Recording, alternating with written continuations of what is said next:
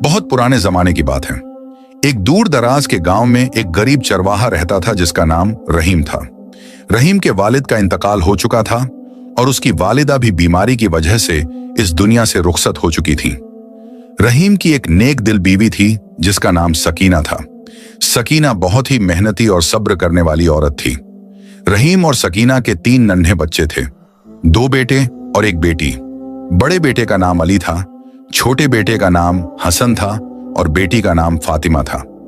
रहीम की जिंदगी बहुत ही मुश्किल थी।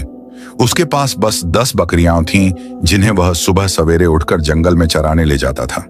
पूरे दिन वह उन बकरियों की निगाहबानी करता, उन्हें पानी पिलाता और शाम ढलते ही उन्हें वापस घर ले आता। कभी कभी वह बकरियों का दूध बेचकर कुछ पैसे कमाता था, लेकिन वह इतने कम होते थे कि मुश्किल से उसके घर का चूल्हा जलता था। रहीम और सकीना का घर बहुत ही छोटा और टूटा फूटा था। उसकी छत से बारिश का पानी टपकता था। दीवारें मिट्टी की थीं जो कई जगह से दरार पड़ी हुई थीं। फर्श पर पुराना टाट बिछा हुआ था। घर में एक छोटा सा चूल्हा था, कुछ मिट्टी के बर्तन थे और एक पुरानी चारपाई थी जिस पर सारा खानदान सोता था। बच्चों के पास ढंग के कपड़े भी नहीं थे। उनके कुर्ते फटे हुए थे और पैरों में जूते भी नहीं थे। लेकिन इतनी तंगी के बावजूद रहीम का दिल बहुत ही साफ था। वह कभी किसी से हसद नहीं करता था। वह हमेशा अल्लाह का शुक्र अदा करता था और कहता था, अल्हम्दुलिल्लाह, अल्लाह ने हमें जिंदा रखा है, खाने को रोटी दी है और सिर पर छत दी है। इससे ज्यादा हम क्या चाहें। सकीना भी अपने शौहर की तरह सब्र और शुक्र करने वाली थी। वह कभी कोई शिकायत नहीं करती थी और खुशी खुशी अपने घर का काम करती थी। एक दिन की बात है, सुबह का वक्त था और सूरज अभी अभी उगा था। आसमान में गुलाबी और नारंगी रंग फैले हुए थे। पंछी चहचहा रहे थे और ठंडी ठंडी हवा चल रही थी। रहीम ने अपनी बकरियों को इकट्ठा किया और उन्हें लेकर जंगल की तरफ चल पड़ा। उसके हाथ में एक लकड़ी की लाठी थी और कंधे पर एक फटी हुई बोरी थी जिसमें उसकी दोपहर की रोटी रखी हुई थी। वह जंगल में काफी अंदर तक चला गया। वहां हरी भरी घास थी और एक छोटा सा चश्मा भी था जहां से साफ पानी बहता था। बकरियां घास चरने लगीं और रहीम एक पेड़ के नीचे बैठ गया। वह अपने हाथ उठाकर दुआ करने लगा, या अल्लाह, मैं तुझसे अपने बच्चों के लिए दुआ मांगता हूं। उन्हें भूखा मत रख, उन्हें बीमारियों से महफूज रख। मुझे इतना रोजगार दे दे कि मैं उनका पेट भर सकूं। आमीन। दुआ करने के बाद रहीम उठा और बकरियों को देखने लगा कि कहीं कोई भटक तो नहीं गई। अचानक उसने एक अजीब सी आवाज सुनी। वह आवाज किसी पंछी की चीख जैसी थी, लेकिन उसमें दर्द था। रहीम ने कान लगाकर सुना। आवाज जंगल के घने हिस्से से आ रही थी। वह अपनी बकरियों को वहीं छोड़कर उस आवाज की तरफ बढ़ने लगा। झाड़ियों को हटाते हुए, कांटों से बचते हुए रहीम आगे बढ़ता रहा। आवाज और नजदीक आती जा रही थी। फिर अचानक उसने एक बड़े पेड़ के नीचे कुछ हरकत देखी। जब वह और करीब गया तो उसकी आंखें फटी की फटी रह गईं। वहां एक बहुत ही खूबसूरत मोर पड़ा हुआ था, लेकिन यह कोई आम मोर नहीं था। इस मोर के पंख सुनहरे रंग के थे जो सूरज की रोशनी में चमक रहे थे। उसकी गर्दन पर नीले और हरे रंग के पंख थे और उसके सर पर एक ताज जैसा कलगी था जो हीरों की तरह जगमगा रहा था। लेकिन मोर की हालत बहुत बुरी थी। उसके एक पंख से खून बह रहा था और वह दर्द से तड़प रहा था। रहीम का दिल पसीज गया। उसने फौरन अपनी बोरी से कपड़े का एक टुकड़ा फाड़ा और पास के चश्मे से पानी लाकर मोर के घाव को धोने लगा। मोर दर्द से कराह रहा था, लेकिन रहीम बड़े प्यार से उसका इलाज करता रहा। उसने अपनी बोरी से कुछ जड़ी बूटियां निकाली जो उसने अपनी वालिदा से सीखी थी और उन्हें कूट कर मोर के घाव पर लगा दिया। फिर उसने कपड़े से पट्टी बांध दी। जब वह यह सब कर रहा था तो मोर उसे अपनी बड़ी बड़ी आंखों से देख रहा था।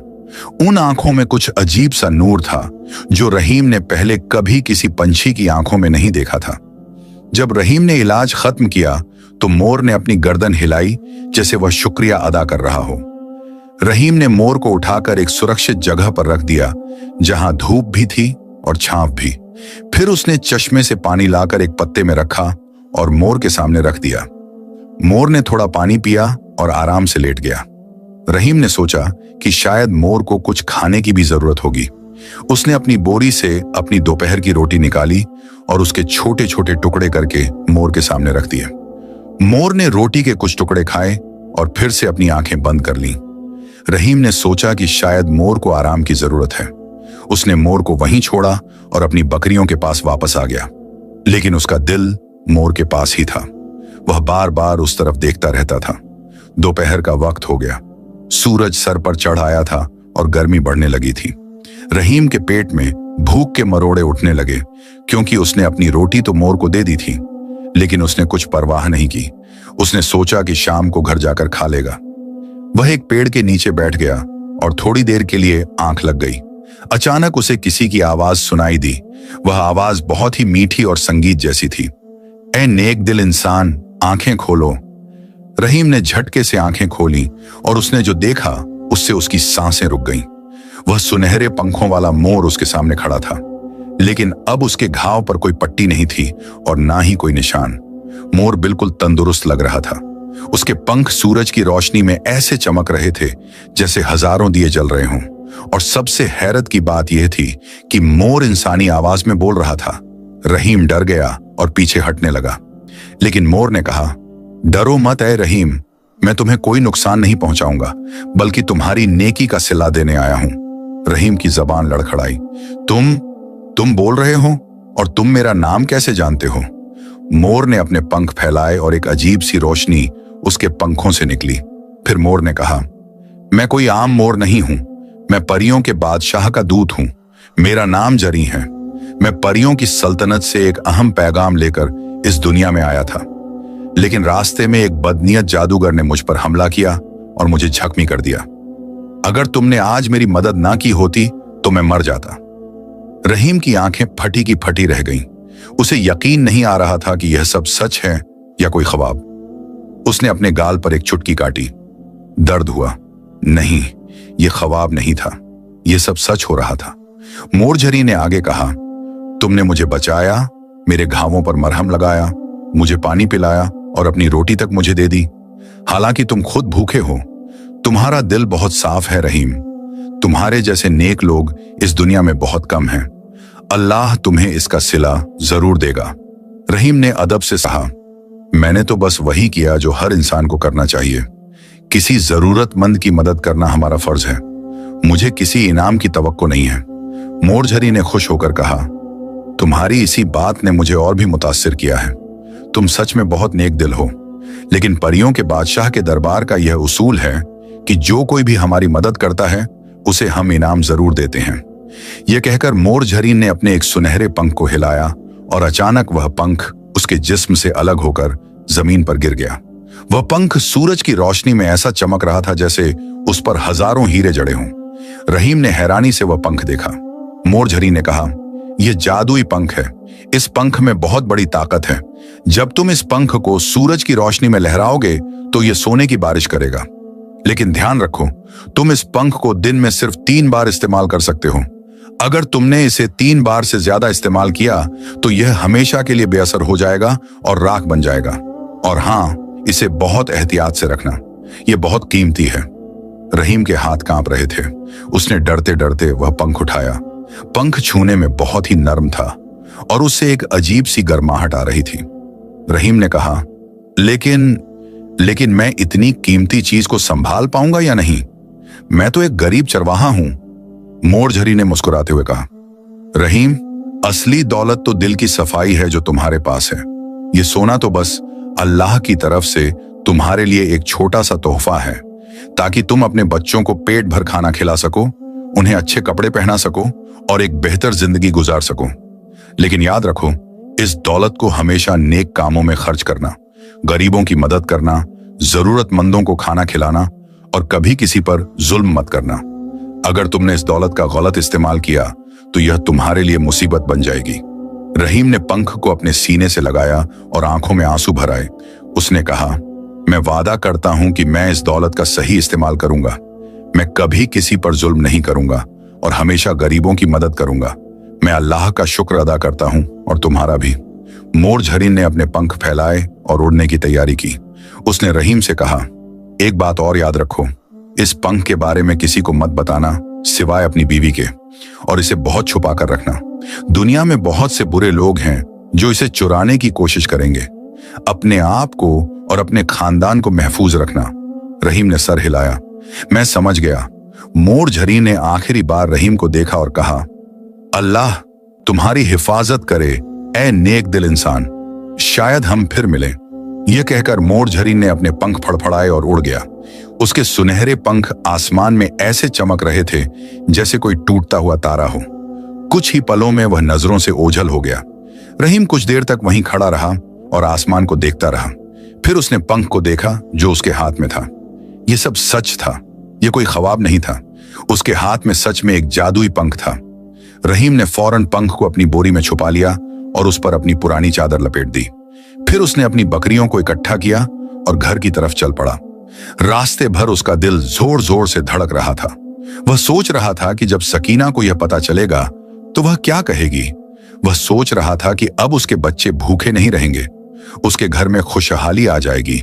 लेकिन उसी वक्त उसे मोर झरी की बात याद आई। इस पंख के बारे में किसी को मत बताना, और दुनिया में बहुत से बुरे लोग हैं। रहीम ने सोचा कि उसे बहुत सावधान रहना होगा। उसे इस पंख को बहुत छुपाकर रखना होगा।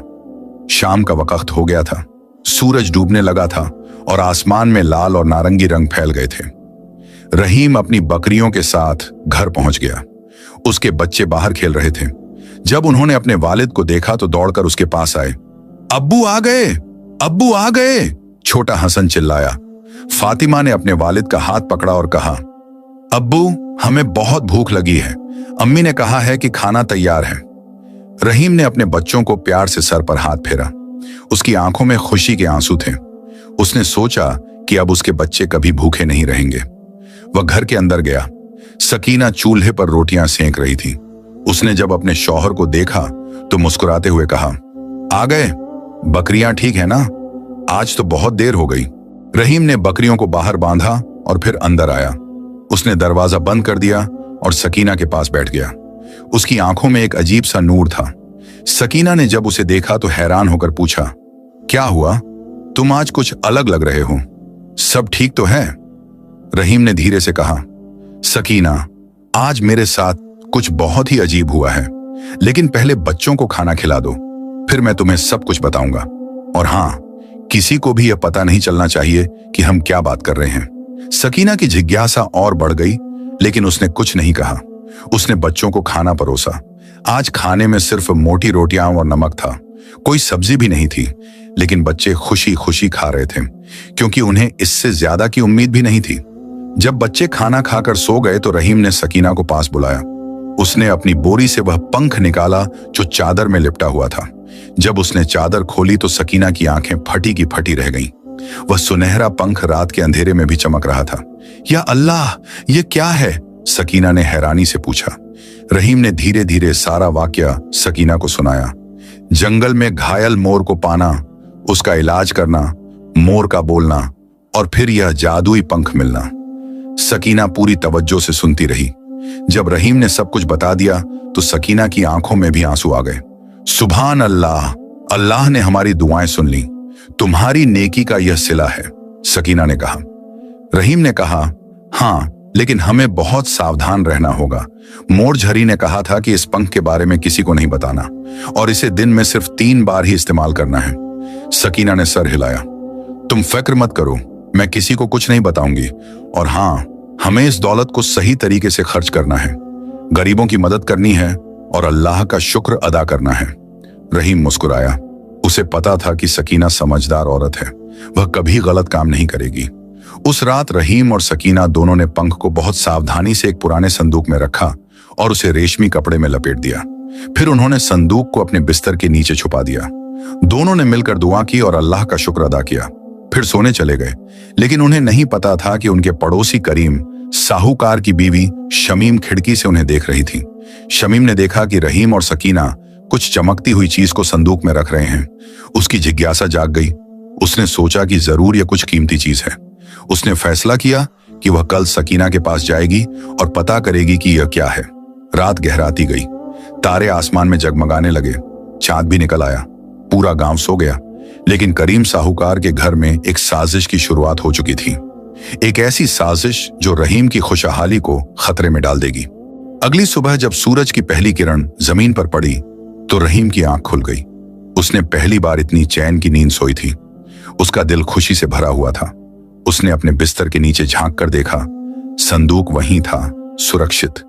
उसने अल्लाह का शुक्र अदा किया और उठकर वजू किया। फिर फज्र की नमाज अदा की और लंबी दुआ मांगी। सकीना भी जाग चुकी थी। वह चूल्हा जला रही थी। आज उसके चेहरे पर एक अलग ही रौनक थी। रहीम ने उसके पास जाकर कहा, सकीना, आज मैं बकरियां नहीं ले जाऊंगा। आज हम पंख का इस्तेमाल करेंगे और देखेंगे कि सच में वह जादुई है या नहीं। सकीना ने हामी भरी, लेकिन ध्यान रखना, किसी को दिखना नहीं चाहिए। हम घर के पिछवाड़े में चलते हैं, जहां कोई नहीं देख सकता। रहीम ने बच्चों को जगाया और उन्हें सामने के कमरे में खेलने के लिए कहा। फिर रहीम और सकीना दोनों पिछवाड़े में गए। रहीम ने संदूक से पंख निकाला। सूरज की रोशनी जैसे ही पंख पर पड़ी, वह ऐसे चमकने लगा जैसे उसमें आग लग गई हो। दोनों की आंखें चौंधिया गईं। रहीम ने गहरी सांस ली और बिस्मिल्लाह पढ़ा। फिर उसने पंख को हवा में लहराया और फिर जो हुआ वह देखते ही बनता था। अचानक पंख से सुनहरी रोशनी निकली और उस रोशनी से सोने के सिक्के बरसने लगे। ढेर सारे सिक्के। वे सिक्के जमीन पर गिरते जा रहे थे और टन टन की आवाज कर रहे थे। रहीम और सकीना हैरानी से यह सब देख रहे थे। उनके मुंह खुले के खुले रह गए। करीब 2 मिनट तक सोने की बारिश होती रही, फिर अचानक रुक गई। पंख की चमक भी कम हो गई। जमीन पर सोने के सिक्कों का ढेर लग गया था। रहीम और सकीना ने एक दूसरे को देखा और फिर दोनों की आंखों में खुशी के आंसू आ गए। या अल्लाह, यह सच है, सब कुछ सच है, सकीना ने रोते हुए कहा। रहीम ने सजदे में सर रख दिया और अल्लाह का शुक्र अदा करने लगा। अल्हम्दुलिल्लाह, अल्हम्दुलिल्लाह, या अल्लाह, तूने हमारी दुआ सुन ली, तूने हम गरीबों पर रहम किया। फिर दोनों ने जल्दी जल्दी उन सिक्कों को इकट्ठा करना शुरू किया। उन्होंने उन्हें एक बड़े बर्तन में भर दिया और घर के अंदर ले आए। उन्होंने सिक्कों को गिना। पूरे 200 सोने के सिक्के थे। इतना सोना रहीम ने अपनी पूरी जिंदगी में नहीं देखा था। रहीम ने कहा, सकीना, आज मैं शहर जाऊंगा और कुछ सिक्के बेच आऊंगा। हमें घर की मरम्मत करवानी है, बच्चों के लिए कपड़े लेने हैं और खाने पीने का सामान लाना है। सकीना ने कहा, हाँ, लेकिन ध्यान रखना कि एक साथ बहुत सारे सिक्के मत बेचना, लोगों को शक हो जाएगा। थोड़े थोड़े बेचना। रहीम समझदार था। उसने सिर्फ 10 सिक्के लिए और एक थैली में रखकर शहर की तरफ चल पड़ा। शहर काफी दूर था। उसे पैदल जाने में 3 घंटे लग गए, लेकिन आज उसके कदमों में एक अलग ही फुर्ती थी। शहर में उसने एक सर्राफ की दुकान देखी। वह अंदर गया। सर्राफ एक बूढ़ा आदमी था जिसकी सफेद दाढ़ी थी। उसने रहीम को देखा तो थोड़ा हैरान हुआ, क्योंकि रहीम के कपड़े फटे पुराने थे। क्या चाहिए बेटा? सर्राफ ने पूछा। रहीम ने झिझकते हुए कहा, मुझे कुछ सोने के सिक्के बेचने हैं। सर्राफ ने भौहें चढ़ाई। तुम्हारे पास सोने के सिक्के? दिखाओ तो। रहीम ने थैली से 2 सिक्के निकालकर सर्राफ के सामने रख दिए। सर्राफ ने जब उन सिक्कों को देखा तो उसकी आंखें फटी की फटी रह गईं। वह सिक्के बहुत ही उम्दा किस्म के थे और उन पर अजीब से निशान बने हुए थे जो उसने पहले कभी नहीं देखे थे। ये तो बहुत पुराने और कीमती सिक्के लगते हैं। तुम्हें ये कहां से मिले? सर्राफ ने शक से पूछा। रहीम ने पहले से ही सोच रखा था। उसने कहा, ये मेरे वालिद के थे। उन्होंने अपनी पूरी जिंदगी में इन्हें बचा बचा कर रखा था। अब मुझे जरूरत है तो मैं इन्हें बेच रहा हूं। सर्राफ ने सिक्कों को तौला, उन्हें अच्छे से जांचा और फिर कहा, ठीक है, मैं तुम्हें हर सिक्के के 20 अशरफियां दूंगा। रहीम को लगा कि यह अच्छी कीमत है। उसने दोनों सिक्के बेच दिए और 40 अशरफियां ले लीं। फिर वह बाजार में गया और बच्चों के लिए नए कपड़े खरीदे। सकीना के लिए एक अच्छी साड़ी ली। खाने पीने का सामान खरीदा, चावल, दाल, आटा, घी, चीनी, नमक और मसाले। उसने कुछ बर्तन भी खरीदे और घर की मरम्मत के लिए लकड़ी और छप्पर भी खरीद ली। शाम तक वह एक गधे पर सारा सामान लादकर घर वापस आ गया। जब बच्चों ने अपने अब्बू को इतना सारा सामान लेकर आते देखा तो वे खुशी से उछल पड़े। अब्बू, आप इतना सारा सामान कहां से लाए? अली ने हैरानी से पूछा। रहीम ने मुस्कुराते हुए कहा, अल्लाह ने अपने करम से दिया है बेटा, अब तुम लोग भूखे नहीं रहोगे। उस रात घर में खुशियों का माहौल था। सकीना ने पहली बार इतना अच्छा खाना बनाया। बच्चों ने पेट भरकर खाना खाया और नए कपड़े पहनकर बहुत खुश हुए। रहीम ने अगले दिन कुछ मजदूरों को बुलाया और घर की मरम्मत शुरू करवा दी। कुछ ही दिनों में रहीम का घर बदल गया। टूटी हुई छत की मरम्मत हो गई, दीवारों पर नया प्लास्टर हो गया और घर में 2 और कमरे बन गए। रहीम ने कुछ और गधे भी खरीद लिए और कुछ और बकरियां भी। उसने सोचा कि अब उसे चरवाहे का काम नहीं करना है, बल्कि वह एक छोटा सा कारोबार शुरू करेगा। लेकिन रहीम बहुत सावधान था। उसने दूसरी बार पंख का इस्तेमाल 2 हफ्ते बाद किया। फिर से सोने की बारिश हुई और उसे 200 सिक्के और मिले। इस बार उसने थोड़ा थोड़ा करके शहर में अलग अलग सर्राफों के पास जाकर सिक्के बेचे, ताकि किसी को शक ना हो। इस सोने से उसने एक छोटी सी दुकान खोली, जहां वह खाने पीने का सामान बेचने लगा। उसका कारोबार अच्छा चलने लगा। सकीना भी अब अच्छे कपड़े पहनने लगी। बच्चे स्वस्थ और खुश रहने लगे। रहीम ने अपने बचे हुए सिक्कों को बहुत सावधानी से एक गुप्त जगह पर छुपा दिया। 1 महीना गुजर गया। रहीम के घर में अब खुशहाली थी, लेकिन वह और सकीना दोनों बहुत सादगी से रहते थे। वे कभी फजूल खर्ची नहीं करते थे। रहीम हमेशा याद रखता था कि मोरझारी ने क्या कहा था, इस दौलत को हमेशा नेक कामों में खर्च करना। इसलिए रहीम हर हफ्ते गांव के गरीब लोगों को खाना बांटता था। वह बीमार लोगों की दवा का खर्च देता था। उसने गांव में एक छोटा सा कुआं भी खुदवाया, ताकि लोगों को साफ पानी मिल सके। लोग रहीम की तारीफ करने लगे कि वह बहुत नेक दिल इंसान है। लेकिन इन सब बातों को रहीम का पड़ोसी करीम साहूकार बहुत गौर से देख रहा था। करीम एक बहुत ही लालची और बदनीयत आदमी था। उसका कारोबार साहूकारी का था। वह गरीब लोगों को बहुत ज्यादा सूद पर कर्ज देता था और फिर उन्हें तंग करता था। गांव में सब लोग उससे डरते थे। करीम को यह बात हजम नहीं हो रही थी कि एक गरीब चरवाहा इतना अमीर कैसे हो गया। वह रोज अपनी बीवी शमीम से कहता था, यह रहीम इतना अमीर कैसे हो गया? कल तक तो यह भीख मांगता था और आज इसके पास दुकान है, गधे हैं, नया घर है। जरूर कोई माजरा है। तुम जाकर सकीना से पता करो। शमीम भी अपने शौहर जितनी ही लालची और चालाक थी। उसने उस रात को याद किया जब उसने रहीम और सकीना को कुछ चमकती हुई चीज संदूक में रखते देखा था। उसने फैसला किया कि वह सकीना से दोस्ती करेगी और राज पता करेगी। अगले दिन सुबह शमीम सकीना के घर पहुंच गई। उसके हाथ में मिठाई का डब्बा था। सकीना दरवाजे पर खड़ी थी। जब उसने शमीम को देखा तो थोड़ा हैरान हुई, क्योंकि शमीम पहले कभी उसके घर नहीं आई थी। अरे शमीम बहन, आओ, अंदर आओ, कैसे आना हुआ? सकीना ने अदब से कहा। शमीम ने नकली मुस्कान लगाई और कहा, बहन, मैं तो बहुत दिनों से सोच रही थी कि तुमसे मिलूं। हम पड़ोसी हैं, लेकिन कभी बैठकर बातें नहीं की। आज सोचा कि चलो तुम्हारे लिए मिठाई लेकर आती हूं। सकीना ने मिठाई ली और शमीम को अंदर बिठाया। उसने शमीम के लिए चाय बनाई। दोनों बातें करने लगी। शमीम बार बार घर में इधर उधर देख रही थी।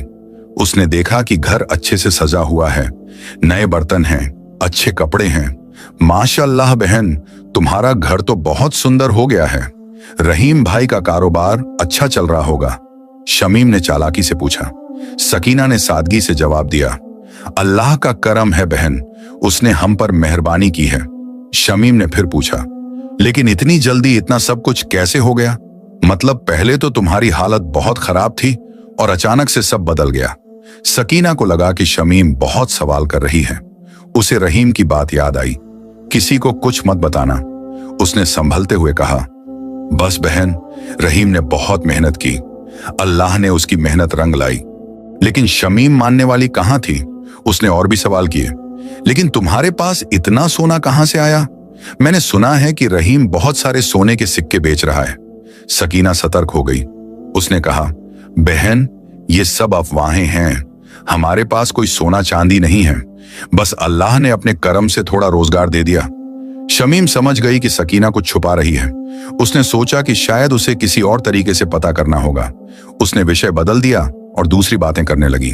कुछ देर बाद शमीम ने कहा, अच्छा बहन, मुझे एक छोटा सा काम था। क्या तुम्हारे पास कोई बड़ा बर्तन है जो तुम मुझे कुछ दिनों के लिए दे सको? मेरे घर पर कुछ मेहमान आ रहे हैं और मुझे एक बड़े बर्तन की जरूरत है। सकीना ने सोचा कि पड़ोसी है, मदद तो करनी चाहिए। उसने कहा, हाँ बहन, जरूर, ठहरो मैं लाती हूं। सकीना अंदर गई और एक बड़ा बर्तन लेकर आई। शमीम ने बर्तन लिया और शुक्रिया कहकर चली गई। लेकिन असल में उसका मकसद कुछ और था। वह बर्तन मांगने के बहाने से घर के अंदर झांकना चाहती थी और कुछ राज पता करना चाहती थी। शमीम अपने घर पहुंची और अपने शौहर करीम को सारी बातें बताईं। करीम ने सोचा और फिर कहा, जरूर उनके पास कोई कीमती चीज है, शायद कोई खजाना मिला है या कोई जादुई चीज। हमें यह पता करना होगा।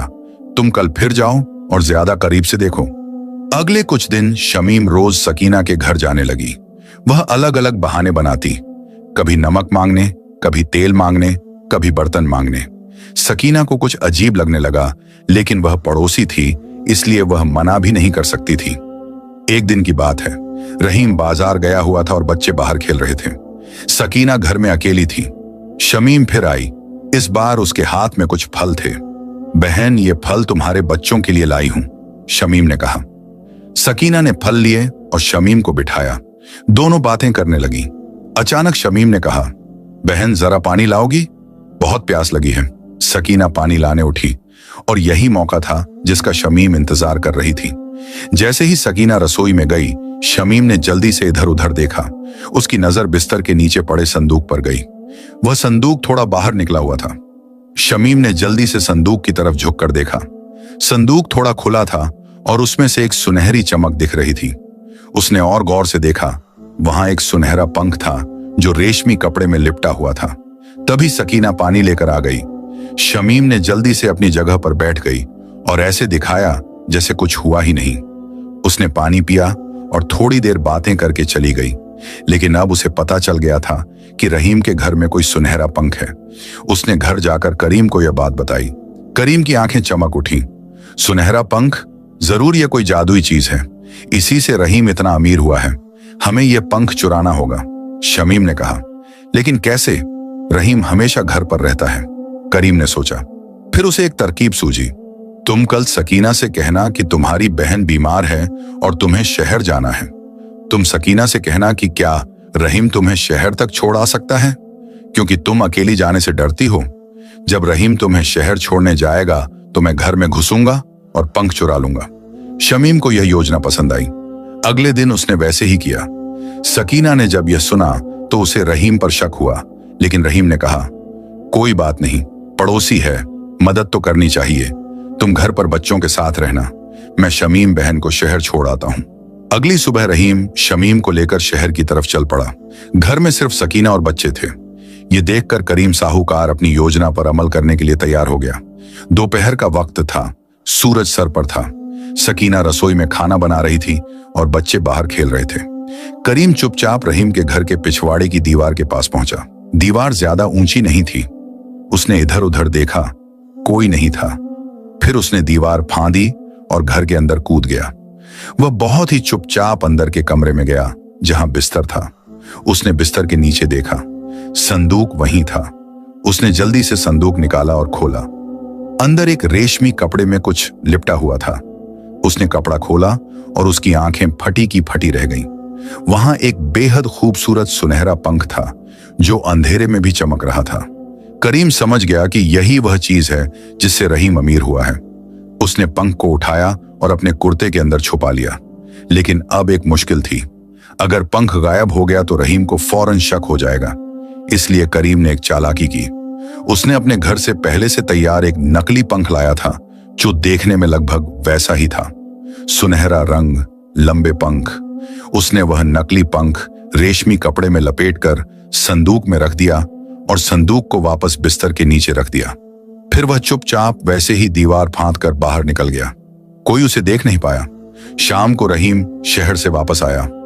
सकीना ने पूछा, सब ठीक रहा? रहीम ने कहा, हाँ, शमीम बहन को उनकी बहन के घर छोड़ आया। वो कहती थी कि 3-4 दिन बाद वापस आएंगी। रात को खाना खाने के बाद रहीम और सकीना सोने चले गए। उन्हें पता भी नहीं था कि उनका सबसे कीमती खजाना चोरी हो चुका है। अगली सुबह जब सकीना उठी तो उसने सोचा कि आज कुछ दिनों बाद फिर से पंख का इस्तेमाल करना चाहिए। उसने रहीम से कहा। रहीम ने संदूक निकाला, रेशमी कपड़ा खोला और पंख को बाहर निकाला। वे दोनों पिछवाड़े में गए। रहीम ने पंख को सूरज की रोशनी में लहराया, लेकिन कुछ नहीं हुआ। रहीम ने फिर से कोशिश की, फिर भी कुछ नहीं हुआ। कोई सोना नहीं बरसा। पंख बस एक साधारण पंख की तरह था। रहीम का चेहरा पीला पड़ गया। उसने पंख को गौर से देखा। तभी उसे फर्क नजर आया। यह पंख उतना चमकदार नहीं था। इस पर वे सारे निशान नहीं थे जो असली पंख पर थे। यह नकली था। या अल्लाह, यह हमारा असली पंख नहीं है, रहीम चिल्ला पड़ा। सकीना घबरा गई। क्या? यह कैसे हो सकता है? रहीम ने पूरे घर की तलाशी ली, लेकिन असली पंख कहीं नहीं मिला। उसे समझ आ गया कि किसी ने पंख चुरा लिया है और एक नकली पंख रख दिया है। किसी ने हमारा पंख चुरा लिया। रहीम रोने लगा। अब हम क्या करेंगे? सकीना भी रोने लगी, लेकिन फिर उसे कुछ याद आया। उसने कहा, सुनो, पिछले हफ्ते शमीम बहुत बार घर आई थी। एक दिन जब मैं पानी लाने गई थी तो शायद उन्होंने संदूक देख लिया हो। रहीम का खून खौल उठा। जरूर करीम साहूकार ने ही यह चोरी की है। वह हमेशा से हमसे हसद करता था। मैं अभी उसके घर जाता हूं। रहीम गुस्से में करीम के घर की तरफ भागा। उसने जोर से दरवाजा पीटा। करीम, बाहर निकलो, तुमने मेरा पंख चुराया है। करीम बाहर आया। उसके चेहरे पर नकली मासूमियत थी। क्या हुआ रहीम भाई, तुम इतने गुस्से में क्यों हो? तुमने मेरा सुनहरा पंख चुराया है, मुझे पता है, रहीम चिल्लाया। करीम ने नाटक किया। सुनहरा पंख? मैं नहीं समझा, तुम पागल हो गए हो क्या? मैं पागल नहीं हूं, तुमने ही मेरा पंख चुराया है। रहीम ने उसका गिरेबान पकड़ लिया। गांव के लोग इकट्ठे हो गए। सब देखने लगे कि क्या हो रहा है। करीम ने जोर से चिल्लाकर कहा, देखो लोगों, यह रहीम मुझ पर झूठा इल्जाम लगा रहा है। मैंने कोई पंख नहीं चुराया, यह पागल हो गया है। रहीम ने कहा, मैं पागल नहीं हूं, मेरे पास एक जादुई पंख था जो सोना देता था, इसी ने उसे चुराया है। लोग हंसने लगे। जादुई पंख सोना देता था? रहीम, तुम्हारा दिमाग खराब हो गया है क्या? करीम ने मौके का फायदा उठाया।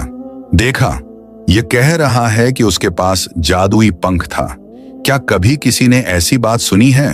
यह झूठ बोल रहा है और मुझ पर इल्जाम लगा रहा है। रहीम बेबस हो गया। उसके पास कोई सबूत नहीं था। वह कैसे साबित करे कि उसके पास सच में एक जादुई पंख था? तभी गांव के मुखिया वहां पहुंचे। उन्होंने पूरा माजरा सुना। फिर उन्होंने रहीम से कहा, रहीम, अगर तुम्हारे पास सच में कोई जादुई पंख था तो सबूत दिखाओ, वरना तुम करीम पर झूठा इल्जाम लगा रहे हो। रहीम के पास कोई सबूत नहीं था, वह बस रो सकता था। मुखिया ने कहा, मैं तुम्हें आखिरी चेतावनी देता हूं, दोबारा करीम को तंग मत करना, वरना तुम्हें सजा दूंगा। रहीम मायूस होकर अपने घर वापस आ गया। सकीना भी रो रही थी। बच्चे समझ नहीं पा रहे थे कि क्या हो रहा है। उस रात रहीम और सकीना दोनों बहुत दुखी थे। उनका सबसे कीमती खजाना चला गया था और सबसे बुरी बात यह थी कि वे कुछ कर भी नहीं सकते थे। रहीम ने कहा, सकीना, अब हमारे पास जो सोने के सिक्के बचे हैं वो खत्म होने तक हम गुजारा करेंगे, उसके बाद अल्लाह जाने क्या होगा। लेकिन उन्हें नहीं पता था कि अल्लाह ने उनके लिए एक और इम्तिहान तैयार किया था और इस इम्तिहान में उनकी नेकी और सब्र की परीक्षा होने वाली थी। रहीम के घर में अब मायूसी का आलम था। पंख चोरी हो जाने के बाद उनकी जिंदगी फिर से मुश्किल होने लगी। रहीम के पास जो सोने के सिक्के बचे हुए थे वे धीरे धीरे खत्म होने लगे। उसने अपनी दुकान तो चलाई, लेकिन कारोबार उतना अच्छा नहीं चल रहा था। महीने 2 महीने में उसके सारे सिक्के खत्म हो गए। रहीम और सकीना ने अपनी मुसीबत में भी अल्लाह का शुक्र अदा किया और सब्र किया, लेकिन बच्चे फिर से भूखे रहने लगे। घर में खाने का सामान कम होने लगा। रहीम को फिर से अपनी बकरियां चरानी पड़ी। एक दिन रहीम घर में बैठा बहुत परेशान था। उसके पास अब खाने के लिए भी कुछ नहीं बचा था। बच्चे भूख से बिलबिला रहे थे। सकीना की आंखों में आंसू थे, लेकिन वह कुछ कह नहीं पा रही थी। रहीम ने आखिरकार फैसला किया। उसने सकीना से कहा, मैं फिर से उस जंगल में जा रहा हूं जहां मुझे मोरझरी मिला था। शायद वह फिर से मिल जाए, शायद वह मेरी मदद कर दे। सकीना ने कहा, लेकिन इतने महीने हो गए, वह फिर से मिलेगा या नहीं, कौन जानता है। रहीम ने कहा, कोशिश तो करनी चाहिए। अल्लाह ने पहले भी मेरी मदद की थी, शायद वह फिर से करे। अगली सुबह सूरज निकलने से पहले ही रहीम उठ गया। उसने फज्र की नमाज पढ़ी और लंबी दुआ मांगी। या अल्लाह, तूने मुझे एक बार अपना करम दिखाया था, अब फिर से मेरे बच्चों पर रहम कर, मुझे राह दिखा, आमीन। फिर उसने अपनी लाठी उठाई और उसी जंगल की तरफ चल पड़ा। रास्ता लंबा था, पहाड़ियां थीं, घने पेड़ थे। रहीम चलता रहा। दोपहर हो गई, लेकिन वह नहीं रुका। उसके पैर दुख रहे थे, लेकिन उसने हिम्मत नहीं हारी। शाम होने से पहले वह उस जगह पर पहुंच गया जहां उसे मोरझरी मिला था। वही पेड़ था, वही चश्मा था। रहीम ने चारों तरफ देखा, लेकिन कोई नहीं था। सिर्फ पंछियों की चहचहाहट थी और पानी की आवाज। रहीम वहीं बैठ गया और रोने लगा। या अल्लाह, मैं बहुत बेबस हूं, मेरे बच्चे भूखे हैं, मेरे पास कुछ नहीं बचा, मुझे राह दिखा, कोई रास्ता दिखा। वह देर तक वहीं बैठा रोता रहा। धीरे धीरे अंधेरा होने लगा। चांद निकल आया और तारे जगमगाने लगे। रहीम थका हुआ था, उसकी आंख लगने लगी। अचानक उसे एक अजीब सी रोशनी दिखाई दी। वह रोशनी बहुत ही नर्म और सफेद थी। रहीम ने आंखें खोली और देखा, उसके सामने एक परी खड़ी थी। परी बहुत ही खूबसूरत थी। उसके बाल लंबे और काले थे जो हवा में लहरा रहे थे। उसकी आंखें बड़ी बड़ी और नूरानी थीं। उसके कपड़े सफेद थे जो चांदनी की तरह चमक रहे थे। उसके पंख थे जो मोतियों की तरह जगमगा रहे थे। उसके चेहरे पर एक मुस्कान थी। रहीम डर गया और पीछे हटने लगा, लेकिन परी ने मीठी आवाज में कहा, डरो मत है रहीम, मैं तुम्हें कोई नुकसान नहीं पहुंचाऊंगी। रहीम की आवाज कांप रही थी। तुम कौन हो? परी ने कहा, मेरा नाम नूरजहां है, मैं परियों की सल्तनत से हूं। मोर झरी ने मुझे भेजा है। रहीम की आंखों में उम्मीद की किरण जगी। झरी ने? वह कहां है? क्या वह यहां आएगा? परी नूरजहां ने सर हिलाया। नहीं, वह नहीं आ सकता। उसे परियों के बादशाह ने दूसरे काम पर भेज दिया है, लेकिन उसने तुम्हारी मुसीबत के बारे में सुना। उसने मुझे तुम्हारी मदद करने के लिए भेजा है। रहीम ने हैरानी से पूछा, लेकिन मेरी मुसीबत के बारे में उसे कैसे पता चला? परी मुस्कुराई, हम परियां बहुत सी चीजें जानती हैं। हमें पता है कि तुम्हारे पड़ोसी करीम ने तुम्हारा पंख चुरा लिया। हमें यह भी पता है कि तुम्हारे बच्चे भूखे हैं और तुम बहुत परेशान हो। रहीम की आंखों में आंसू आ गए। हाँ, मैं बहुत बेबस हूं, मेरे पास कुछ नहीं बचा। मैं यहां सिर्फ इसलिए आया था कि शायद मुझे कोई मदद मिल जाए। परी नूरजहां ने कहा, रहीम, तुम्हारा दिल बहुत साफ है। तुमने पहले भी मोरजरीन की मदद की थी बिना किसी लालच के, और अब भी तुम्हारे दिल में नफरत नहीं है। तुमने करीम को माफ कर दिया। रहीम ने कहा, मैं क्या करता? गुस्सा करने से क्या होता? अल्लाह ही इंसाफ करेगा। परी ने खुश होकर कहा, तुम्हारी इसी बात ने मुझे बहुत मुतासिर किया है, इसीलिए मैं तुम्हें एक और तोहफा देने आई हूं। यह कहकर परी ने अपने हाथ में से एक शीशा निकाला। वह शीशा बहुत ही खूबसूरत था। उसका फ्रेम चांदी का था जिस पर बारीक नक्काशी थी। शीशे की सतह बिल्कुल साफ थी और उसमें चांद की रोशनी चमक रही थी। परी ने कहा, यह एक जादुई शीशा है। इस शीशे में बहुत बड़ी ताकत है। जब कोई सच्चे दिल वाला इंसान इस शीशे में झांकेगा तो उसे अपनी असली ख्वाहिश दिखेगी, वह चीज जो उसे सबसे ज्यादा चाहिए और जो उसकी खुशी का असली सबब है। लेकिन जब कोई बुरे दिल वाला इंसान इस शीशे में झांकेगा तो उसे अपना सबसे बड़ा डर दिखेगा, वह चीज जिससे वह सबसे ज्यादा डरता है। रहीम ने शीशे को लिया। शीशा छूने में बहुत ठंडा था और उससे एक अजीब सी रोशनी निकल रही थी। परी ने आगे कहा, यह शीशा लोगों की असलियत दिखाता है। यह झूठ और सच में फर्कन करता है। तुम इसे अपने पास रखो, जब वक्त आएगा तो यह तुम्हारी मदद करेगा।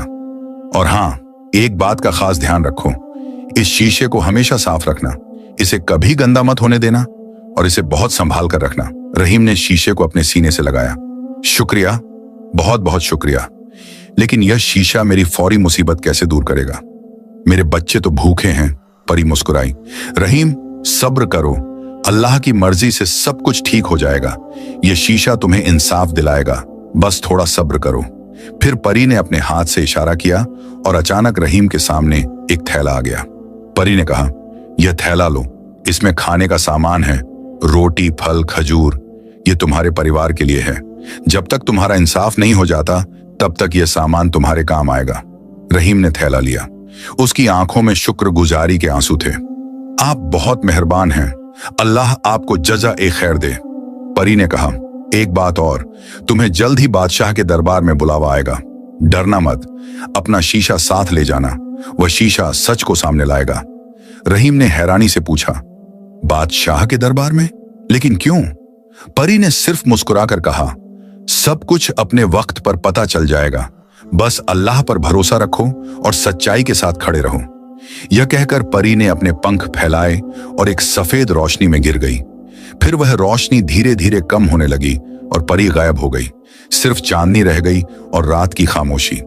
रहीम कुछ देर तक वहीं खड़ा रहा। फिर उसने शीशे को और थैले को उठाया और घर की तरफ चल पड़ा। रात का वक्त था, लेकिन चांद की रोशनी में रास्ता साफ दिख रहा था। रहीम जब घर पहुंचा तो सुबह होने वाली थी। सकीना और बच्चे सो रहे थे।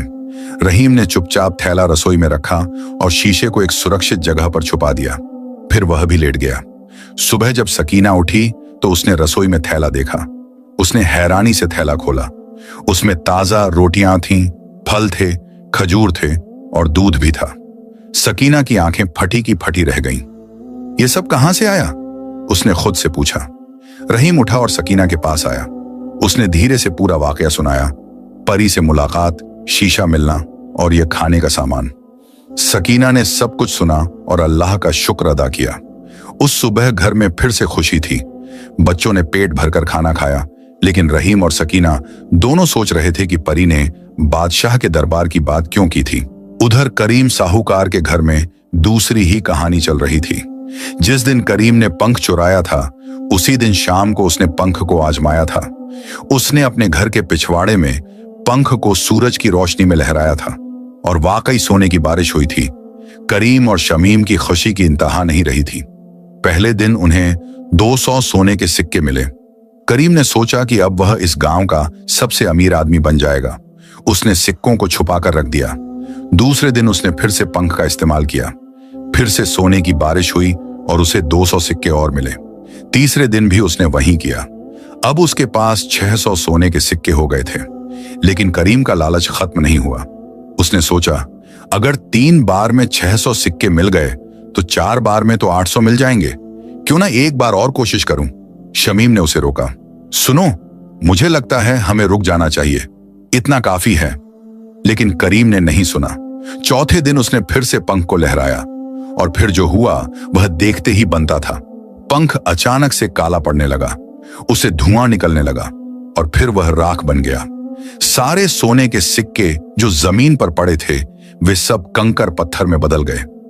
करीम चीख मारकर बोला, नहीं, ये क्या हो गया? शमीम भी घबरा गई। उन्होंने जल्दी से उन सिक्कों को देखा जो उन्होंने घर में छुपाए थे, लेकिन अफसोस वे सब भी कंकर पत्थर बन चुके थे। करीम अपने सिर पर हाथ मारने लगा। हाय, मैं बर्बाद हो गया, सब कुछ खत्म हो गया। शमीम रोने लगी। मैंने कहा था कि रुक जाओ, लेकिन तुमने मेरी नहीं सुनी। करीम को अब समझ आया कि मोरजरी ने रहीम से जरूर कहा होगा कि पंख को सिर्फ 3 बार इस्तेमाल करना, और उसने लालच में आकर 4 बार इस्तेमाल कर लिया। लेकिन अब पछताने से क्या फायदा? सब कुछ खत्म हो चुका था। करीम के पास अब कुछ नहीं बचा था। उसका साहूकारी का कारोबार भी ठीक से नहीं चल रहा था, क्योंकि लोग अब उससे कर्ज नहीं लेना चाहते थे। करीम और शमीम को बहुत पछतावा हुआ, लेकिन उन्होंने किसी को यह बात नहीं बताई कि क्या हुआ था। वे शर्म से अपने घर में दुबके रहने लगे। कुछ दिन गुजर गए। रहीम के घर में परी का दिया हुआ खाना चल रहा था। रहीम फिर से अपनी बकरियां चराने लगा, लेकिन अब उसके दिल में एक उम्मीद थी कि अल्लाह जरूर उसकी मदद करेगा। एक दिन की बात है, दोपहर का वक्त था। अचानक गांव में घोड़ों की टापों की आवाज आई। लोग बाहर निकलकर देखने लगे। बादशाह के सिपाही गांव में आए थे। सिपाहियों का सरदार चिल्लाकर बोला, यह सुनो, बादशाह का ऐलान है। बादशाह की तिजोरी से कुछ बेशकीमती हीरे जवाहरात चोरी हो गए हैं। हमारे जासूसों को पता चला है कि चोर इस गांव में कहीं छुपा है। हम हर घर की तलाशी लेंगे। लोग घबरा गए। सिपाही घर घर जाकर तलाशी लेने लगे। वे हर चीज को पलट रहे थे, हर संदूक को खोल रहे थे। फिर सिपाही रहीम के घर पहुंचे। रहीम घर पर था। सिपाहियों ने कहा, हमें तुम्हारे घर की तलाशी लेनी है। रहीम ने कहा, जी जरूर, मैंने कोई चोरी नहीं की, आप देख सकते हैं। सिपाहियों ने पूरे घर की तलाशी ली, लेकिन उन्हें कुछ नहीं मिला सिवाय कुछ बर्तनों और कपड़ों के। लेकिन तभी एक सिपाही की नजर उस शीशे पर पड़ी जो रहीम ने रेशमी कपड़े में लपेट कर रखा था। यह क्या है? सिपाही ने पूछा। रहीम ने कहा, यह सिर्फ एक शीशा है, मेरी बीवी इसमें अपना चेहरा देखती है। लेकिन सिपाही को शक हुआ। उसने शीशा खोलकर देखा। शीशा बहुत ही खूबसूरत था और उसका फ्रेम चांदी का था। सिपाही को लगा कि यह कोई कीमती चीज है। यह शीशा बहुत कीमती लगता है। एक गरीब चरवाहे के पास ऐसा शीशा कहां से आया? सिपाही ने शक से कहा। रहीम घबरा गया। यह मुझे मिला था। लेकिन सिपाही ने नहीं सुना। उसने शीशे को जब्त कर लिया और रहीम को भी गिरफ्तार कर लिया। तुम बादशाह के सामने पेश होगे, वहीं सब कुछ तय होगा। सकीना और बच्चे रोने लगे, लेकिन रहीम ने उन्हें तसल्ली दी। परेशान मत हो, अल्लाह सब देख रहा है, सच की जीत होगी। सिपाहियों ने रहीम को रस्सी से बांधा और घोड़े पर बिठाकर शहर की तरफ ले गए। सकीना और बच्चे रोते रहे। गांव के लोग भी हैरान थे, लेकिन सबसे ज्यादा खुश करीम साहूकार था। उसकी बीवी शमीम ने जब यह देखा तो वह दौड़ती हुई करीम के पास आई। सुना, रहीम को गिरफ्तार कर लिया, कहते हैं उसने बादशाह के हीरे चुराए हैं। शमीम ने खुशी से कहा। करीम ने मुस्कुराते हुए कहा, अच्छा हुआ, अब वह अपनी करनी का फल भोगेगा, शायद उसे फांसी भी हो जाए। लेकिन उन्हें नहीं पता था कि परी नूर जहां ने जो कहा था वह सच होने वाला था। रहीम को बादशाह के दरबार में जाना था और वहां शीशा अपना कमाल दिखाने वाला था। बादशाह के दरबार में इंसाफ रहीम को घोड़े पर बिठाकर शहर ले जाया गया। रास्ता लंबा था, सूरज की गर्मी बहुत तेज थी और रहीम के हाथ रस्सी से बंधे हुए थे। लेकिन रहीम के दिल में सुकून था। वह बार बार अल्लाह से दुआ मांग रहा था, या अल्लाह, मैं बेकसूर हूं, तू मेरी मदद कर, तू ही मेरा सहारा है। शाम तक वे शहर पहुंच गए। शहर बहुत बड़ा था, ऊंची ऊंची इमारतें थीं, चौड़ी सड़कें थीं और बाजारों में रौनक थी। लेकिन रहीम को कुछ अच्छा नहीं लग रहा था। उसे अपने बच्चे याद आ रहे थे, अपनी बीवी याद आ रही थी। सिपाही उसे सीधे कैद खाने में ले गए। कैद खाना एक अंधेरी और गंदी जगह थी। वहां और भी कई कैदी थे जो अलग अलग जुर्म के लिए बंद थे।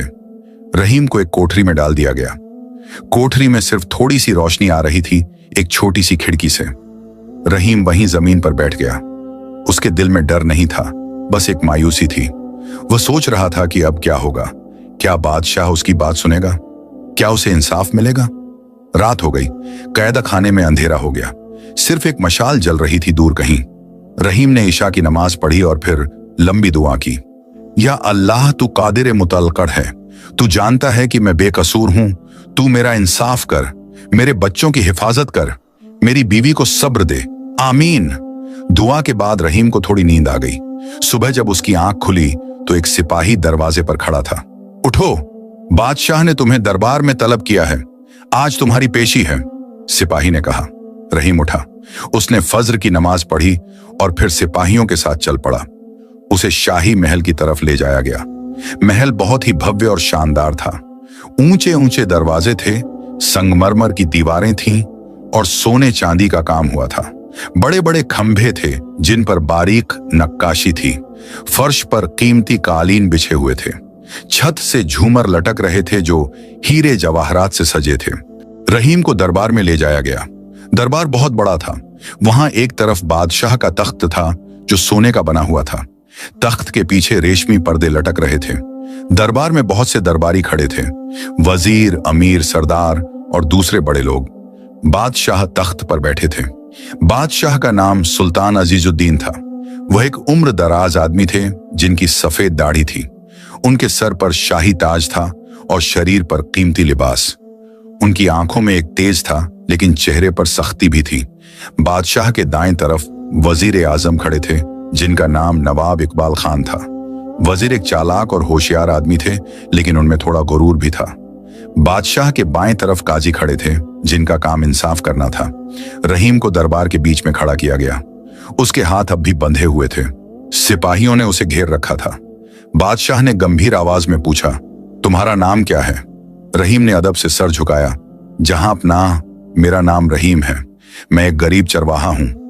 बादशाह ने कहा, रहीम, तुम पर इल्जाम है कि तुमने शाही खजाने से हीरे जवाहरात चुराए हैं। तुम्हारे घर से एक बहुत कीमती शीशा बरामद हुआ है जो शायद चोरी का माल है। तुम्हें अपने बचाव में क्या कहना है?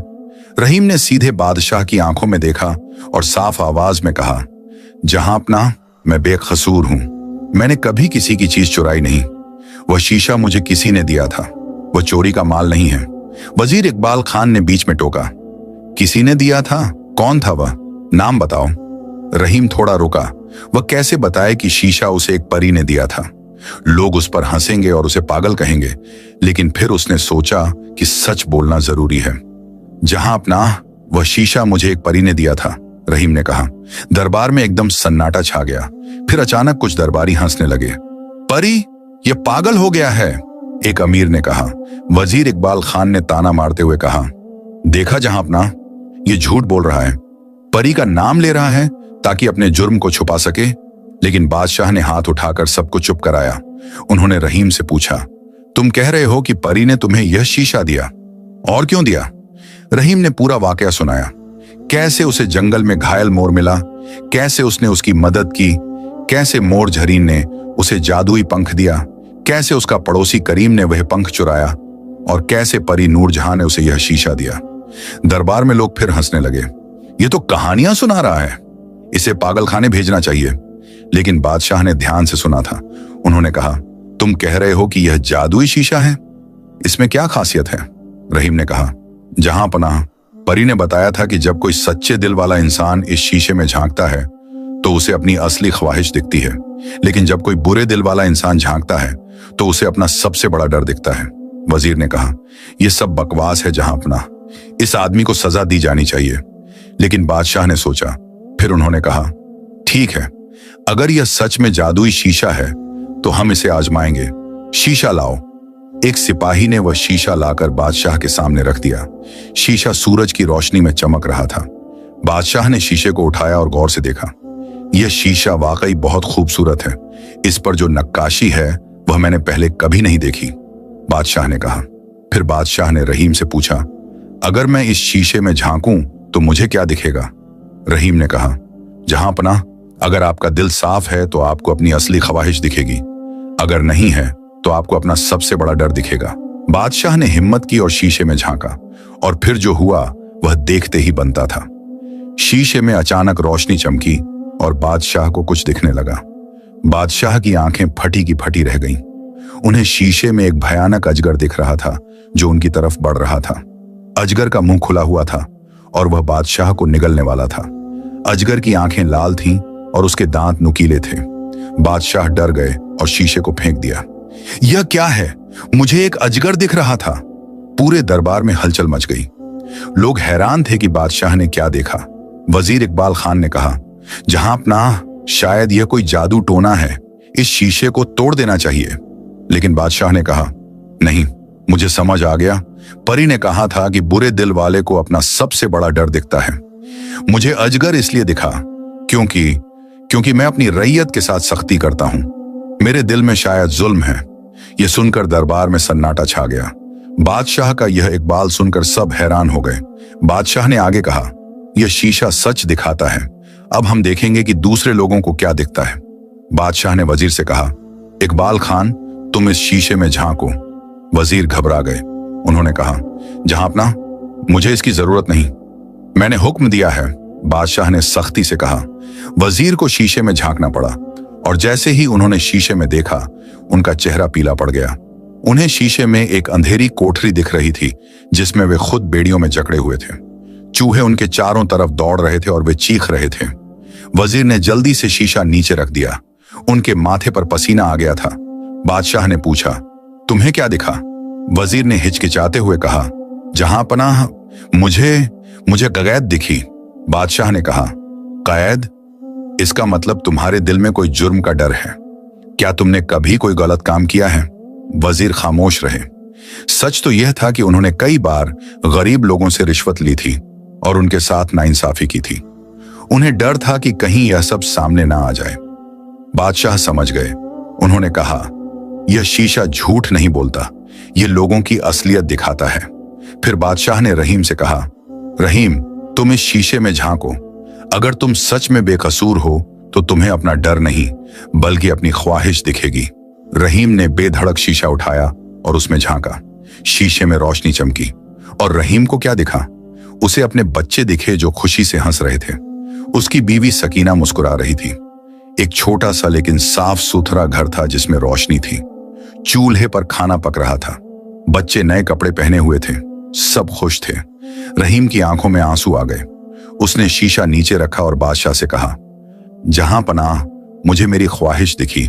मुझे मेरे बच्चे दिखे जो खुश और स्वस्थ थे। मेरी बीवी मुस्कुरा रही थी। एक छोटा सा घर था जहां सुकून था। मुझे कोई डर नहीं दिखा। बादशाह ने ध्यान से सुना। फिर उन्होंने कहा, यह शीशा साबित करता है कि तुम्हारा दिल साफ है।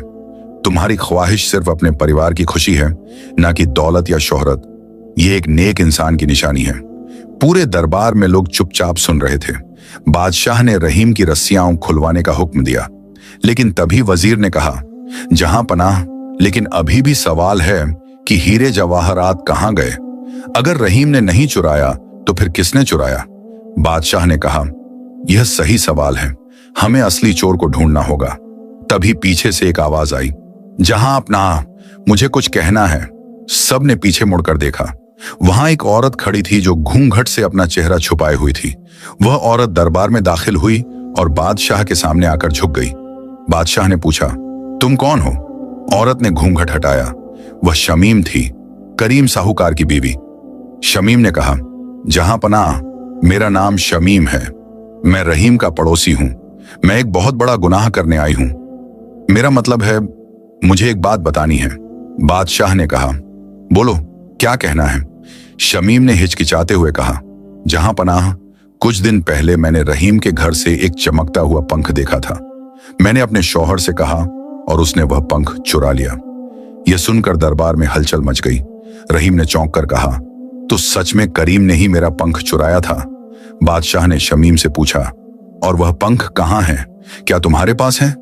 शमीम ने सर झुकाकर कहा, नहीं जहांपना, मेरे शौहर ने लालच में आकर उस पंख को 4 बार इस्तेमाल किया, जबकि उसे सिर्फ 3 बार इस्तेमाल करना था। चौथी बार पंख राख बन गया और सारा सोना कंकर पत्थर में बदल गया। बादशाह ने कहा, तो तुम्हारा शौहर लालची निकला। लेकिन तुम यहां क्यों आई? तुम्हें अपने शौहर के खिलाफ गवाही देने की क्या जरूरत थी? शमीम की आंखों में आंसू आ गए। जहांपना, मैंने बहुत गलतियां की। मैंने रहीम और उसकी बीवी को धोखा दिया। मैंने उनका भरोसा तोड़ा। लेकिन जब मैंने देखा कि एक बेकसूर इंसान को सजा मिलने वाली है, तो मेरा दिल नहीं माना। मुझसे यह गुनाह नहीं हो सकता कि एक मासूम इंसान फांसी पर चढ़ जाए, इसलिए मैं सच बोलने आई हूं। बादशाह ने ध्यान से सुना। फिर उन्होंने कहा, तुमने बहुत हिम्मत दिखाई है। कम से कम तुमने सच बोलने की हिम्मत की। लेकिन तुम्हारा शौहर कहां है? उसे दरबार में पेश करो। शमीम ने कहा, जहांपना, वह गांव में है। लेकिन तभी बादशाह के सिपाहियों ने दरबार में प्रवेश किया। उनके साथ करीम साहूकार भी था। सिपाहियों ने करीम को पकड़ रखा था। सिपाहियों के सरदार ने कहा, जहांपनाह, हमने इस आदमी को गांव से पकड़ा है। इसके घर की तलाशी के दौरान हमें कुछ मिला है। सिपाही ने एक थैला खोला। उसमें से कुछ हीरे निकले। बादशाह ने चौंक कर कहा, यह हीरे, ये तो वही हीरे हैं जो शाही खजाने से चोरी हुए थे। करीम का चेहरा पीला पड़ गया। उसने कहा, नहीं जहांपनाह, ये मुझे नहीं पता, ये कहां से आए? लेकिन बादशाह ने शीशा उठाया और करीम से कहा, इस शीशे में झांको। करीम घबरा गया। नहीं जहांपनाह, मुझे मैंने हुक्म दिया है, बादशाह ने गरज कर कहा। करीम को मजबूरन शीशे में झांकना पड़ा और जैसे ही उसने झांका, उसकी चीख निकल गई। उसे शीशे में जलती हुई आग दिख रही थी। वह खुद उस आग में जल रहा था। उसके चारों तरफ लपटें थीं और वह दर्द से चीख रहा था। करीम ने डर के मारे शीशा फेंक दिया और जमीन पर गिर गया। बचाओ, बचाओ, मुझे आग दिख रही है। बादशाह ने कहा, यह तुम्हारे गुनाहों की आग है। अब सच बताओ, ये हीरे तुम्हारे पास कैसे आए? करीम रोने लगा। फिर उसने सब कुछ कबूल कर लिया। उसने बताया कि कैसे उसने रहीम का पंख चुराया, कैसे उसने लालच में 4 बार इस्तेमाल किया और कैसे एक रात को उसने शाही महल के पास से गुजरते हुए एक चोर को देखा जो हीरे लेकर भाग रहा था।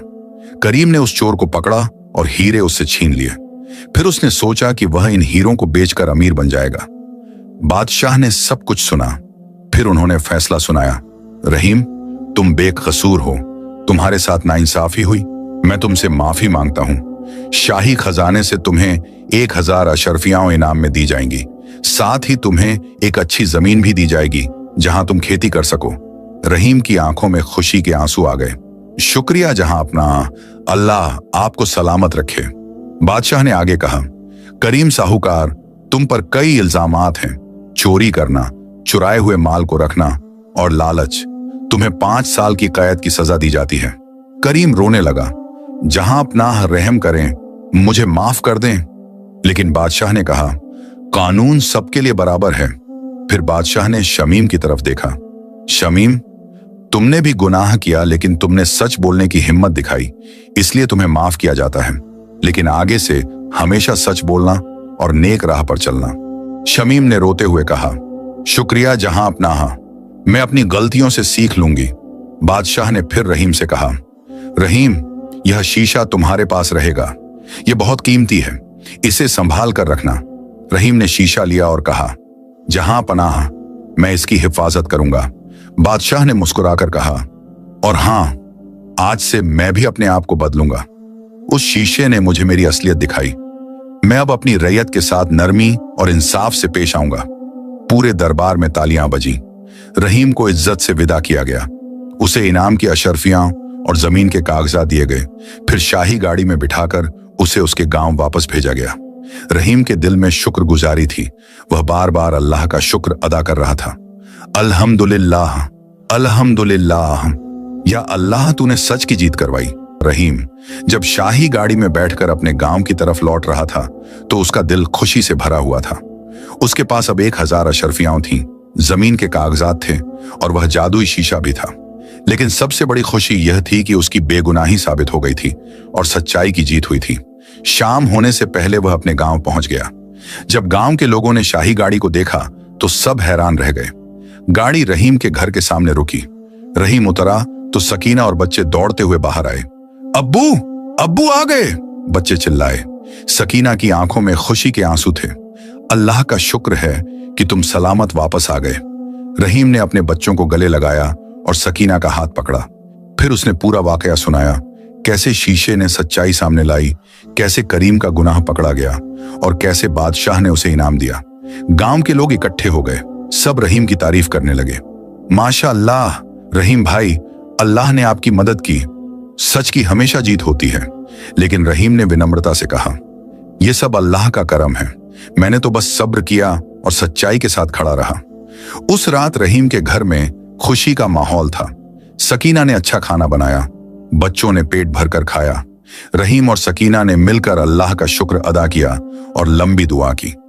अगले दिन से रहीम ने अपनी जिंदगी को नए सिरे से शुरू किया।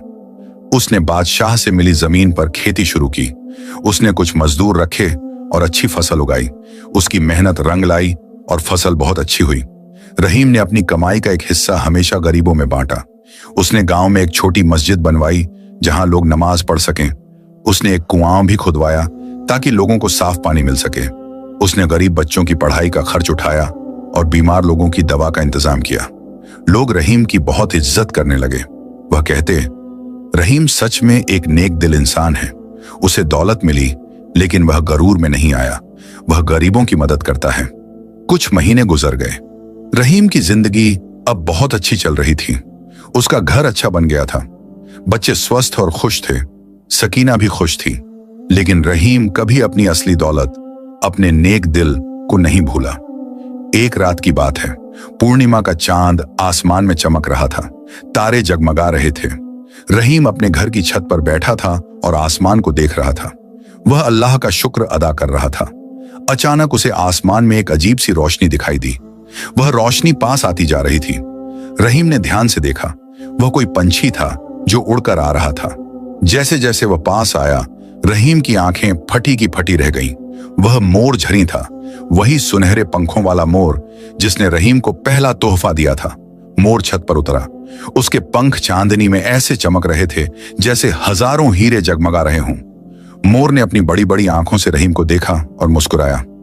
ए रहीम, बहुत दिनों बाद मिले, मोर ने अपनी मीठी आवाज में कहा। रहीम ने खुशी से कहा, झरी, तुम वापस आ गए। मैं तुम्हें कितना याद करता था। मोर ने कहा, मैं तुम्हें कभी नहीं भूला रहीम। मैं दूर था लेकिन मैं तुम्हारी हर मुसीबत को देख रहा था। मैंने ही परी नूरजहां को तुम्हारी मदद के लिए भेजा था।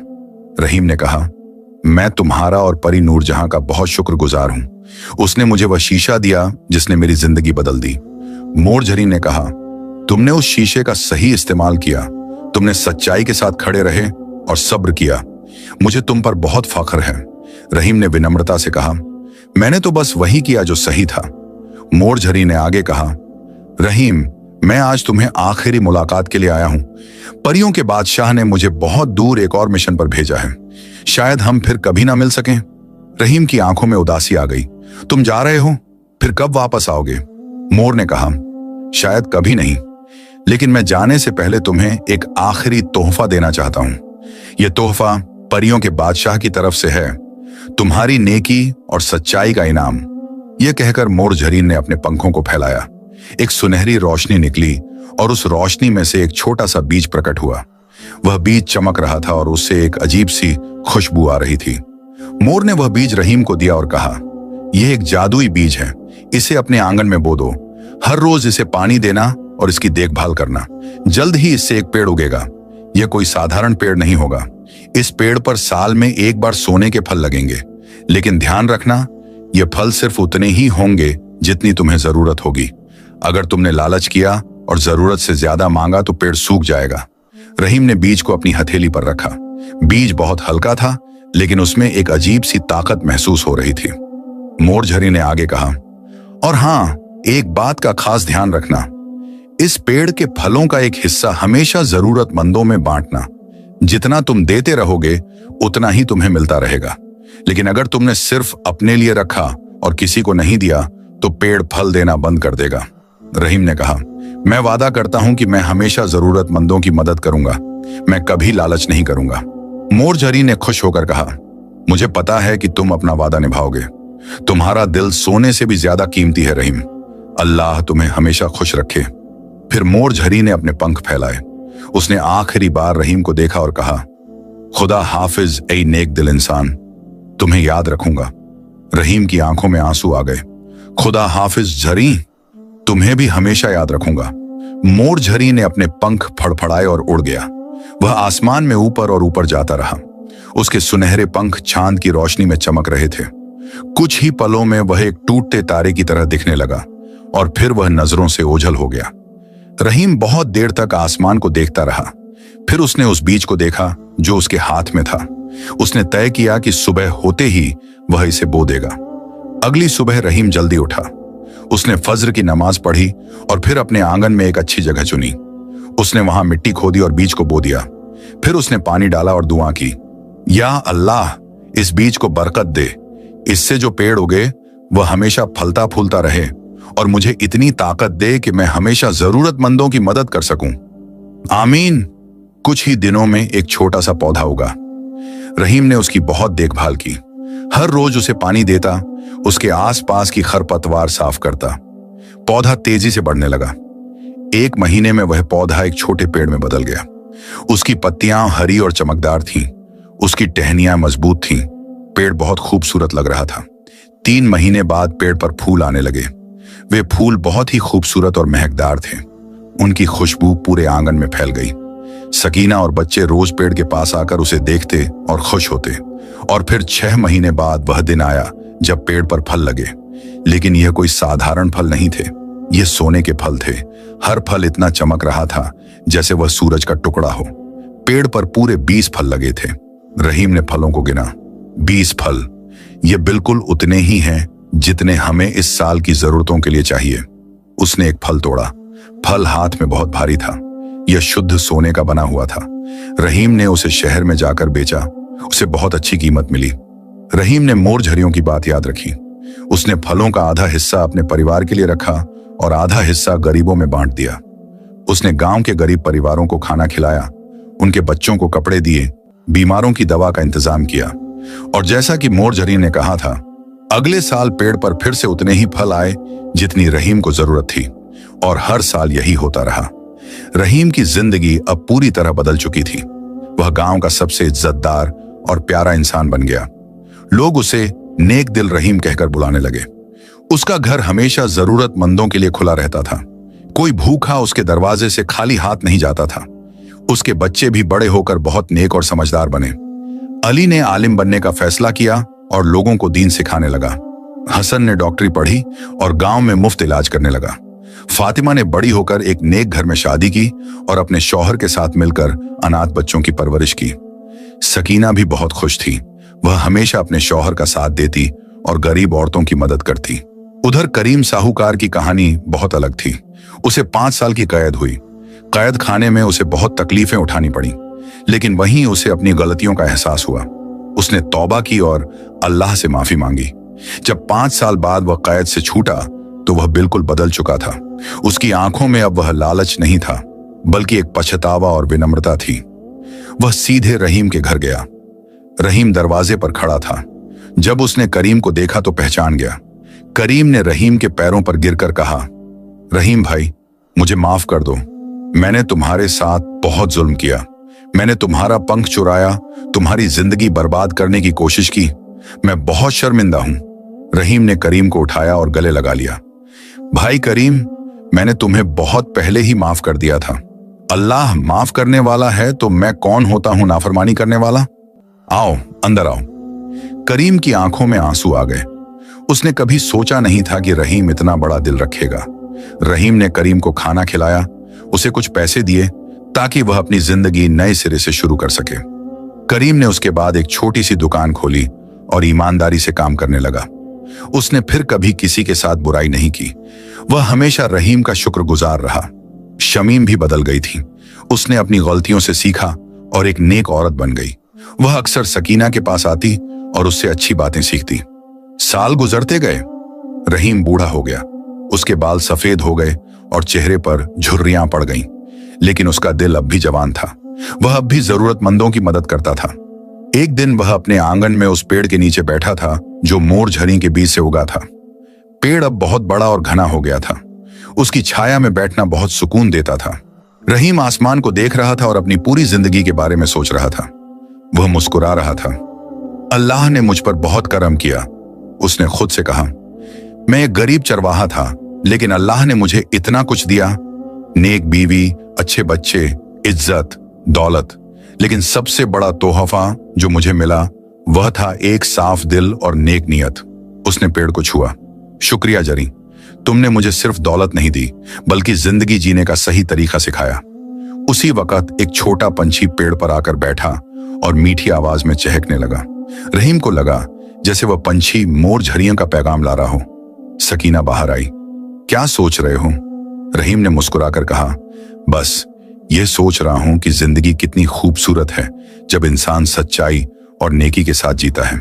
सकीना भी मुस्कुराई। अल्हम्दुलिल्लाह। दोनों ने मिलकर अल्लाह का शुक्र अदा किया। कहानी का अंत। रहीम की कहानी पूरे इलाके में मशहूर हो गई।